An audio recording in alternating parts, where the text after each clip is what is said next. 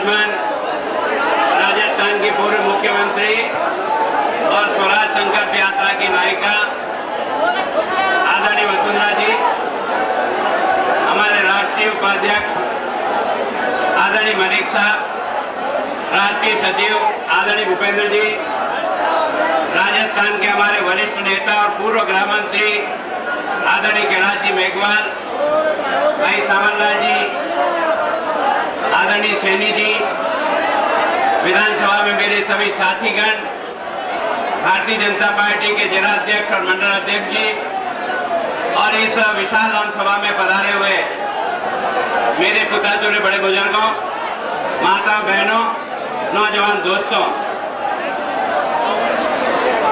मैं आपके सामने कुछ विशेष अपनी मन की बात कहने के लिए खड़ा हूं। बंधुओं, ये बंद करो भैया नाराबाजी, ये नाराबाजी बंद कर दे दादा। बाद में पहना देना, तुम्हें मौका दे देंगे और माला पहना देना।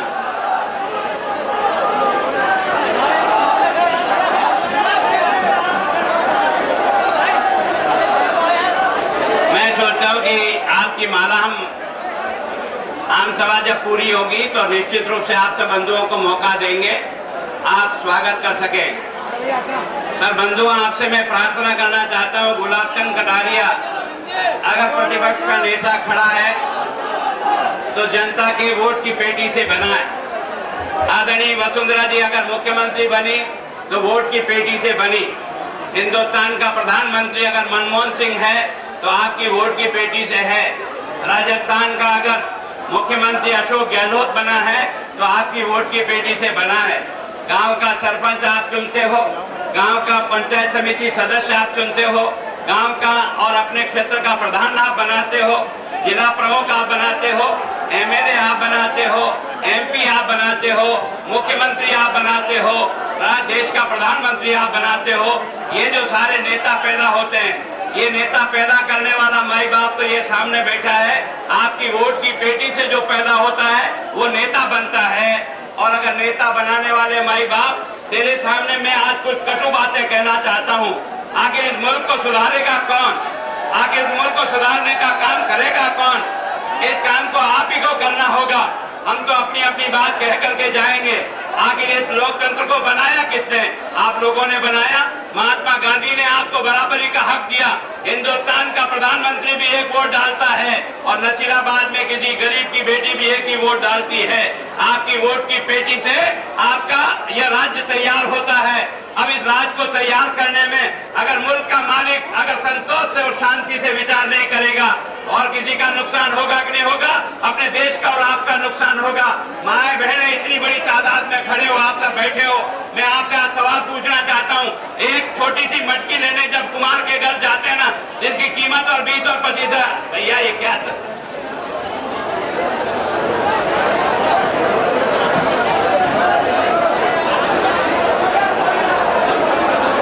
बोलना बहुत मुश्किल है।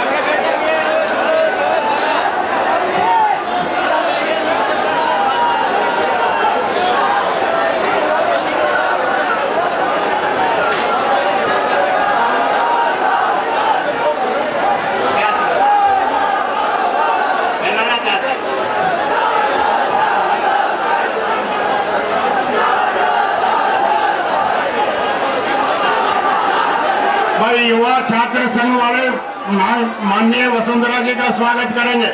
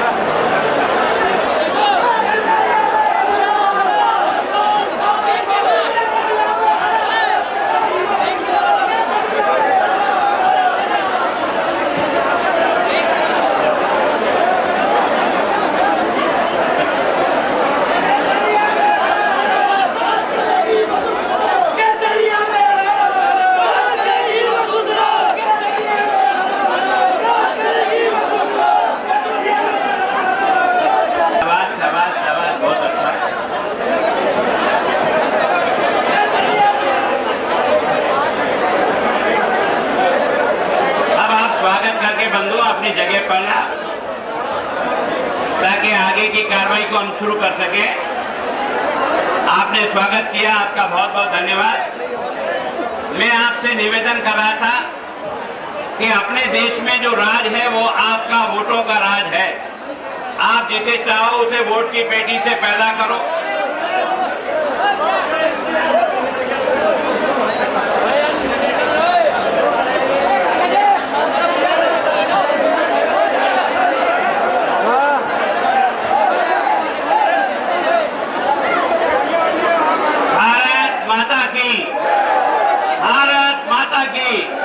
वसुंधरा जी संघर्ष करो, वसुंधरा जी संघर्ष करो। बंधुओं, मैं आपसे निवेदन कर रहा था कि हमारे देश में जनता को ताकत दी है राज बनाने और राज को मिटाने की। देश की जनता जिसे चाहे उसे अपनी वोट की पेटी से पैदा करे और जिसका बहुमत बनेगा वो राज का काम करेगा। लेकिन ये राजा नहीं है, आपका मुनीम है। अच्छी तरह से ध्यान में रखना मेरी बात को। चाहे राजस्थान का मुख्यमंत्री अशोक गहलोत हो, चाहे हिंदुस्तान का प्रधानमंत्री मनमोहन सिंह जी हो, चाहे अटल बिहारी वाजपेयी जी हो, चाहे वसुंधरा जी हो, ये आपके राज के राजा नहीं है, ये आपके 5 साल के मुनीम हैं जिनको आप अपना खजाना सुपुर्द करते हो। ए मुल्क के मालिक, खजाना किसका है? खजाना तो इस जनता के टैक्स के पैसे का है। आप जो टैक्स जमा कराते हो, चाहे बस में चलते हो, चाहे सोना खरीदते हो, चाहे सीमेंट खरीदते हो, चाहे कपड़ा खरीदते हो, चाहे आप किसी भी प्रकार का सामान जो बाजार से खरीद के लाते हो, उस पर जो टैक्स लगता है वो सारा का सारा टैक्स इकट्ठा होकर ये जयपुर का खजाना और दिल्ली का खजाना बनता है। ये मुल्क के मालिक ये खजाना हिंदुस्तान के 120 करोड़ लोगों का है, जिसमें तेरा भी हिस्सा है और मेरा भी हिस्सा है। ये खजाना न तो अशोक गहलोत जी के घर का है, न गुलाब चंद कटारिया के काका जी का है। ये खजाना तो मुल्क के मालिक तेरे खून पसीने के पैसे से बना हुआ खजाना है। और तूने ये चाबी जो दी है, तूने जो इन राजनेताओं को चाबी दी है, ये केवल 5 साल की चाबी ली है। केवल 5 साल के बाद ये मुल्क के मालिक जिसको तेने मुनीम बनाकर खजाने की चाबी दी, जब वो फिर से वापस 5 साल के बाद आए तो उसका चोपड़ा उठा करके हिसाब मिला। और हिसाब में अगर तुझे फायदा दिया हो, तेरे को विकास किया हो, देश की तरक्की की हो, अगर आपको लगता है कि गांव का विकास हुआ, गरीब का विकास हुआ, किसान का विकास हुआ, बेरोजगार को काम मिला, तो निश्चित रूप से तो उसको वापस जो है उसको चुन करके भेजना। लेकिन ये भी तेरे हिसाब किताब में अगर ये बैठता है कि तेरे हिसाब किताब में ये जो मामला है ठीक नहीं है, मैं आपसे इसलिए निवेदन कर रहा हूं, आप में से कई लोग यहाँ व्यवसाय करते होंगे, छोटा मोटा दुकान चलाते होंगे, साल के अंदर कम से कम दिवाली पर अपना हिसाब मिला करके चोपड़ा मिलाते होंगे कि वास्तव में मुनाफा हुआ या मुनीम ने टाका मारा या मुनीम ने हमको घाटा दिया। और जो मुनीम घाटा देता है उसका काला मुंह करके नौकरी से बाहर निकालता है सेठ, तभी उसकी दुकान चलती है। तू भी इस मुल्क का सेठ है, तू भी इस मुल्क का मालिक है, ये खजाना तेरा है। कम से कम ये बीजेपी का राज रहा हो, चाहे कांग्रेस का राज रहा हो, जब 5 साल के बाद जब ये तेरे पास आता है, इसका चोपड़ा उठा और चोपड़ा उठा करके हिसाब किताब मिला। अगर मिलाप लगा कि मिलाप ने मुनाफा किया है तो दोबारा उसको चुन करके भेज दे। लेकिन जितनी टाका मार करके हिंदुस्तान को तबाह किया हो, उसको अगर वोट देता है तो निश्चित रूप से तू अपने भाग्य के ऊपर पत्थर फेंकने का काम करता है। ये काम करना होगा जनता जनार्दन को। ये मुल्क के मालिक किसान, मैं तुझसे सवाल करना चाहता हूँ, 65 साल में से 59 साल तक हिंदुस्तान का राज किसने किया? आपका खजाना किसके पास रहा? वो कांग्रेस पार्टी के पास रहा। 59 साल तक जिस पार्टी पर हिंदुस्तान का खजाना रहा, जिसकी चाबी उसके पास रही, उसने इस किसान को 65 साल में क्या दिया? इस 65 साल में इस किसान को क्या मिला? ये जो मेहनत करता है, जिस मजदूरी करता है, जो फसल बोता है, जो बीज डालता है, जो खाद डालता है, जो बिजली का पैसा देता है, उसके बाद उसकी फसल जाकर के मंडी में नीलाम होती है।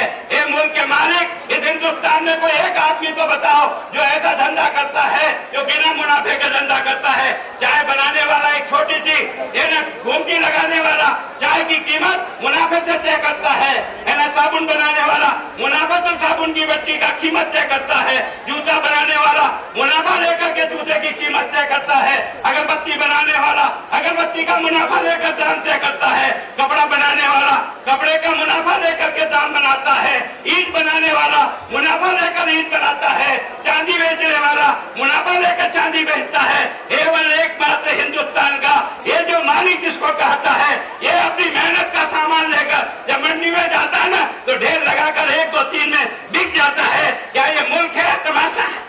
क्या है ये? क्या 65 साल बाद भी हम अपनी फसल का दाम तय नहीं करा सकते? हमें अपने मुनाफे का दाम क्यों नहीं मिलता? हम अपने बच्चों का पेट क्यों काटते हैं? आज दिन तक 10 साल पहले भी गेहूं का दाम 1100 और 1200 रुपया, आज 10 साल के बाद भी गेहूं का दाम 1300 और 1400 रुपया है ना। आज आपने देखा होगा जब प्याज पैदा करते हो, प्याज का दाम 3 रुपया और 4 रुपया किलो में बिकता है, और जब बड़ा सेठ बाजार से प्याज खरीद करके ठंडे घरों में डाल देता है, वो चाहे अंबानी हो चाहे बंबानी हो, ये जो बड़े बड़े पूंजीपति आपका प्याज और आलू खरीद कर इन ठंडे घरों में डाल देते हैं, और उसके बाद उसको 4 रुपये से बढ़ाकर 6 रुपया, 8 रुपया, 12 रुपया, 14 रुपया, 16 रुपया किलो में बेच करके मुनाफा खाता है। जो मेहनत करता है उसको खाद बीज का पैसा नहीं मिलता। हे मुल्क के मालिक, मैं तेरे से प्रार्थना करता हूँ, एक कचड़े की बोतल पानी की पड़ी है, इसकी कीमत कितनी है? 12 रुपया। इसमें इस सेठ का पैसा क्या है? पानी किसका है? पानी तो तेरी धरती माता का है, इस पर तेरा मेरा अधिकार है। वो तो एक मशीन डालता है और कचड़े की बोतल में फिट करता है, ढक्कन मारता है और 12 रुपया देता है। हे मुल्क के मालिक, तू अपनी गाय के गोबे खेच करके जो दूध निकालता है वो 18 रुपया और 20 रुपया किलो में हिंदुस्तान में बिकता है। 65 साल तक 65 साल से कांग्रेस किस बात का अभिमान कर रहा है? 65 में से 59 साल तक दिल्ली में राज करा है, और राजस्थान में 55 साल तक अशोक गहलोत तेरे और तेरे बाप दादाओं ने राज किया। आज मैं तेरे पूछना चाहता हूँ, तू कहता है 1 रुपया किलो का गेहूं देना पड़ेगा, तू कहेगा दवाई फ्री देनी पड़ेगी, तू कह रहा है ये पेंशन देना पड़ेगा, ये करना पड़ेगा। अरे इसका हत्यारा है कौन? 55 साल तक इस देश को गरीब किसने बनाया? भिखमंगा किसने बनाया? बेरोजगार किसने बनाया? किसान को उजाड़ा किसने? किसान को बर्बाद किसने किया? तुम 55 साल तक हिंदुस्तान की राजधानी में राज करो, और हमने केवल 6 साल तक अटल बिहारी वाजपेयी ने राज किया। 6 साल में अटल बिहारी ने हिंदुस्तान के एक गांव को डामर की सड़क से जोड़ने का पैसा दिल्ली के खजाने से भेजकर गांव-गांव में सड़क पहुंचा दी। तुम एक काम तो बताओ, तुम एक काम बताओ, तुम्हारा एक काम जानना चाहते हैं जो गांव और गरीब तुम्हारी इस बात को स्वीकार करे कि तुमने आखिर किया क्या है। न तुम देश की सीमा पर सुरक्षा कर सकते हो, न तुम अंदर से सुरक्षा कर सकते हो, न बांग्लादेशियों से देश को बचा सकते हो, न बम्बार्डमेंट से देश को बचा सकते हो, न सीमाएं सुरक्षित, न देश सुरक्षित। ऐसा और भ्रष्टाचार की भट्टी में सारे देश को जलाकर खाक करने वाली कांग्रेस, तेरे को मैं दावत देता हूँ इस बात की कि तेरी खानदान जहां से शुरू हुई ना, वहां से भ्रष्टाचार शुरू हुआ। ये भ्रष्टाचार की गंगोत्री कहां से आई? ये भ्रष्टाचार की विरोधी कहां से पैदा की? कौन है भ्रष्टाचारियों का दोषी? देश की आजादी के लिए सर अपने आप को फांसी के तख्ते पर छूने वाला वो सावरकर और वो भगत सिंह और चंद्रशेखर इस देश की जनता से पूछना चाहता है कि हम किस लिए मरे थे? इसलिए मरे थे कि देश में भ्रष्टाचार एक नीचे नाली और गली तक चला जाएगा। इसका दोषी कौन है? कांग्रेस का पहला प्रधानमंत्री है जवाहरलाल नेहरू, जिसने आपने देखा होगा उस समय कृष्णा मेनन हमारा रक्षा मंत्री था, उसने जीपे खरीदी, उसमें घोटाला किया। दूसरा घोटाला इंदिरा गांधी ने किया, 60 लाख रुपया बैंक से निकाला, फर्जी दस्तखत से निकाला, नागरवाला खान चला। बता तो सही, तीसरा प्रधानमंत्री तू जैसे सोनिया गांधी जो हैकरी करती है ना, तो ये बता ये राजीव गांधी कौन था? ये पेट्रोल की दलाली खाने वाला बबोर तोप में कौन था प्रधानमंत्री? और प्रधानमंत्री तुम्हारा था। मैं तुमसे पूछना चाहता हूँ, तुमने चौथा प्रधानमंत्री दिया नरसिंह राव के बेटे ने एक यूरिया का दाना नहीं लाया, एक यूरिया का दाना 250 करोड़ की चप्पट लगा के चला गया। ये पहले के प्रधानमंत्री कोई 3 करोड़ खाता है, कोई 30 करोड़ खाता है, कोई 65 करोड़ खाता है, कोई 250 करोड़ खाता है, और आज कांग्रेस का नेता और कांग्रेस का प्रधानमंत्री कोयला खा गया 1,86,000 करोड़ का। हे मुल्क का मालिक, किससे पूछूं ये सवाल? किससे पूछूं? हे मुल्क के मालिक, 186 लाख करोड़ रुपए का अगर कोयला घोटाला हिंदुस्तान में हुआ, उसका मंत्री तो प्रधानमंत्री था ना। इस देश में आपने देखा होगा राजा 1,76,000 करोड़ का चूल्हा लगा गया टेलीफोन में, वो जो 2G का कारण से वो तुम आप लाखों का घोटाला करते हो। एक साल में फिर भी मुल्क के लोगों को आपको कोई असर नहीं होता है। आप शिकायत किसकी करते हो? आप शिकायत करते हो पटवारी की। पटवारी 500 रुपये नकल की लेता है। आप कहोगे तहसीलदार रजिस्ट्री का पैसा लेता है। आप कहोगे थानेदार पैसे लेता है। आप कहोगे फला पैसा लेता है। अरे जिसका बाप चोर होता है उसकी औलाद चोर पैदा होती है, उसमें औलाद का क्या दोष? अगर मारना चाहते हो चोर की मां को मारो। और ये चोर की मां कहां मरती है? इस वोट की पेटी में मिलती है, मरती है। अगर गुलाब चंद कटारिया बेईमान चोर लुटेरा है, वोट की पेटी में मारो, छोड़ो ना तुम्हें भगवान की। ऐसा नहीं हो सकता। मेरा मुल्क बर्बाद होता चला जा रहा है। और कांग्रेस का जिस प्रकार से अशोक गहलोत रोज कहता है मैं संदेश यात्रा पहुंचा रहा हूं। मैंने उसको पहले दिन से 4 अप्रैल के दिन 4 बजे में दावत दी थी। मैंने कहा क्यों खर्चा करता डबल आधा खर्चा बांट देंगे, तू भी इसी मंच पर आ जा, मैं भी इसी मंच पर आ जा। तू अपनी सामान लेकर आ जा, अपनी दुकान का माल लेकर आ जा, जो तेरे 65 साल में किया हो उसकी एक लिस्ट लेकर आ जा। और मैंने 5 साल में क्या किया, क्या 13 साल में क्या किया, मैं अपनी दुकान का माल बताता हूँ, तू अपनी दुकान का माल बता। ये जनता जनार्दन फैसला करेगी वास्तव में किसमें दम है और किसमें दम नहीं है। ये बेकार की बातें 4.5 साल तक।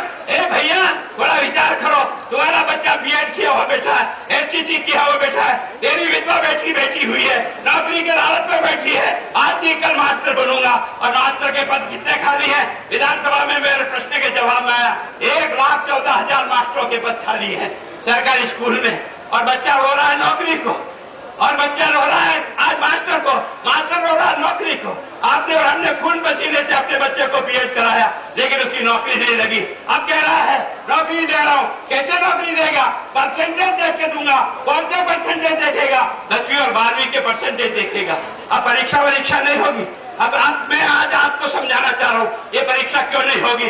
क्योंकि जो सरकारी स्कूल में एक गरीब का बच्चा जो पढ़ा है उसका परसेंटेज ठीक नहीं आता, क्योंकि वहां तो आधे मास्टर होते हैं, आधे मास्टर होते ही नहीं। कहीं अंग्रेजी का मास्टर है तो गणित का नहीं, गणित का है तो कहीं व्याख्याता नहीं है, कहीं फिजिक्स का टीचर नहीं है। वो बच्चा जैसे तैसे करके 10वीं पास करता है।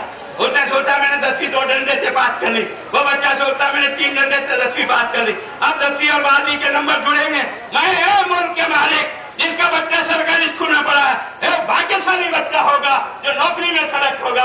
कौन सेलेक्ट होंगे? ये प्राइवेट स्कूलों में पढ़ने वाले टाइम वाले बच्चे, उनका परसेंटेज ज्यादा है। इसके कारण से सारे बच्चे वो नौकरी में लगेंगे। मेरे खूंचे वाले का बच्चा न चपरासी बन सकता है, न एलडीसी बन सकता है, न मास्टर बन सकता है। तुम परसेंटेज के आधार पर दाखिले लगे हो। और प्राइवेट स्कूलों में 20 में से 18 नंबर देकर परसेंटेज को अप कर देते हैं। 80% नंबर वो बच्चा पाता है, हमारा बच्चा तो नहीं। और अब अपनी जड़ों में एक और तेजाब डाल दिया। मैं एक अध्यापक के नौकरी करता हुआ इस राजनीति में आया हूँ।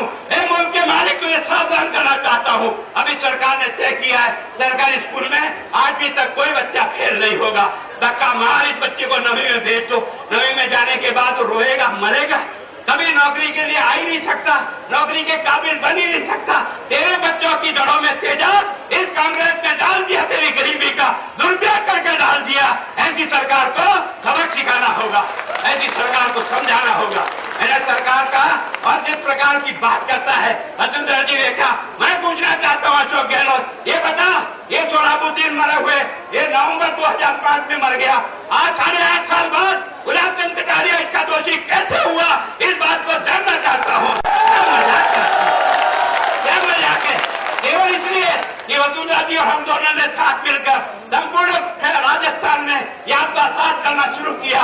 और जिस यात्रा को हमने 4 भुजा के दर्शन करके किया, भगवान के आशीर्वाद लेकर के निकले। और यात्रा जब अपनी चरम पर जाने लगी, जनता का समर्थन आने लगा, इसी धरती के से कहीं नीचे से इससे ढूंढा गुलाब जी और इस जोड़ी को कैसे तोड़ा जाए, गुलाब जी और इन दोनों को अलग कैसे किया जाए। इसी कारण से 8.5 साल बाद एक सप्लीमेंट्री चार्जशीट पेश की।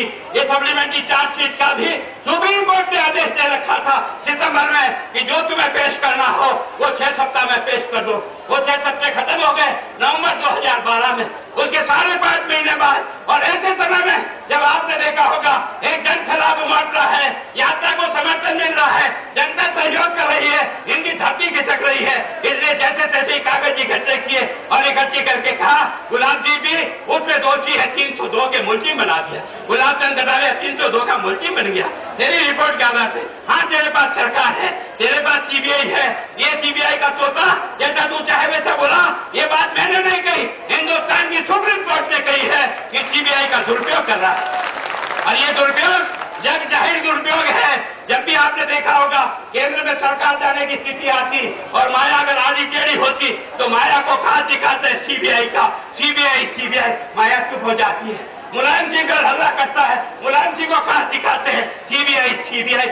करुणानिधि का लड़का कुछ बोलता है तो करुणानिधि को सीबीआई का खास दिखाती है। और एक सरकार चलाने के लिए तो रोज सीबीआई का दुरुपयोग करता है। और दिल्ली में सरकार चला रहा है, सीबीआई के आधार पर सरकार चलेगी, सीबीआई के आधार पर चुनाव का फैसला होगा, सीबीआई के आधार पर मुंजिम बनना और नहीं बनना यह तय होगा, तो फिर कानून की क्या होगा। लेकिन मुझे भरोसा है, मैं जब गया था कोर्ट में तब कोर्ट ने कहा था इसमें कोई सबूत दिखाई नहीं देता। सीबीआई साहब आप इसके सबूत लेके आओ, नहीं तो 14 तारीख को परमानेंट पे इनकी है ना एक तरह से बेल ग्रांट कर दूंगा, क्योंकि इसमें कोई आधार दिखाई नहीं देता। ये तमाशा है, इस प्रकार का मुकदमा होता है, इस प्रकार के केस करता है। हे बंधुओं, मैं आपसे निवेदन करना चाहता हूँ, माता बहनों आपसे भी निवेदन करना चाहता हूँ, सरकार कैसी बनेगी उसको देखभाल के बनाओ। एक मटकी में भी कड़कोले देकर बजा के देखते हो, फूटी तो नहीं है, चोट भी नहीं है। अरे मुल्क का भाग्य बनाने के लिए अपने माथे पे हथौड़ा मारो। 120 करोड़ जनता का भाग्य आप बनाओगे और बिगाड़ोगे, कम से कम डालते समय अपने भगवान को याद रखो और याद रख करके किसे देने से देश का भला होगा, किसको देने से देश का आगे बढ़ेगा। ये किसान आगे बढ़ेगा, ये बेरोजगार आगे बढ़ेगा, इसकी जिंदगी में सुधार आएगा। जब जब भारतीय जनता पार्टी का नेता चाहे दिल्ली में चाहे राजस्थान में राज किया तब उसने अपना कीर्तिमान स्थापित किया। इसीलिए तो मैं बार बार आग्रह दे रहा हूँ। और आज फिर इस नक्सीराबाद की धरती से मेरी उपस्थिति इसलिए जरूरी हो गई क्योंकि अखबारों में लिखना शुरू कर दिया, जोड़ी को तोड़ दिया गया है।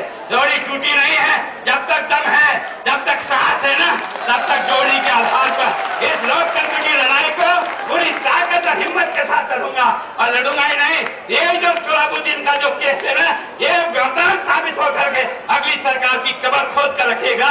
इसी के सहारे में अपनी बात समाप्त करता हूँ। धन्यवाद। जय भारत।